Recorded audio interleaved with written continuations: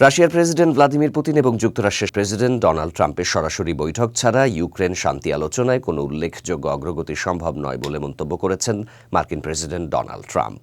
বৃহস্পতিবার কাতার থেকে সংযুক্ত আরব আমিরাতে যাওয়ার পথে তিনি এই মন্তব্য করেন। এয়ারফোর্স ওয়ানে করে সংযুক্ত আরব আমিরাতে যাওয়ার সময় বিবিসির এক সাংবাদিক ট্রাম্পকে জিজ্ঞাসা করেন, রাশিয়া তুরস্কের শান্তি আলোচনায় যে প্রতিনিধি দল পাঠিয়েছে তাতে তিনি হতাশ কিনা। জবাবে ট্রাম্প স্পষ্ট ভাষায় বলেন, দেখুন, পুতিন এবং আমি একসঙ্গে না বসা পর্যন্ত কিছুই হবে না, ঠিক আছে? ট্রাম্প আরও বলেন, পুতিনের তুরস্কে যাওয়ার কথা ছিল না। তিনি যাওয়ার আগ্রহ প্রকাশ করেছিলেন কারণ তিনি ভেবেছিলেন আমিও সেখানে যাচ্ছি। তিনি জোর দিয়ে বলেন, আমি না গেলে তিনি যাচ্ছিলেন না। আপনি পছন্দ করুন বা নাই করুন, আমি মনে করি তিনি এবং আমি একসঙ্গে না বসা পর্যন্ত কিছুই ঘটছে না। তবে আমাদের একটা সমাধান করতেই হবে, কারণ অনেক মানুষ মারা যাচ্ছে।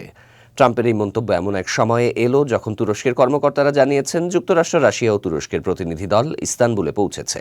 রাশিয়া ও তুরস্কের প্রতিনিধি দলের মধ্যে একটি বৈঠক হতে পারে বলে আশা করা হচ্ছে, যদিও এখনো পর্যন্ত বৈঠকটি চূড়ান্ত হয়নি। ট্রাম্পের এই মন্তব্যে ইউক্রেন সংকট নিরসনে তার নিজস্ব ভূমিকার উপর বিশেষ গুরুত্ব আরোপ করা হয়েছে। তিনি মনে করেন ব্যক্তিগত কূটনৈতিক প্রচেষ্টার মাধ্যমেই এই সমস্যার সমাধান সম্ভব।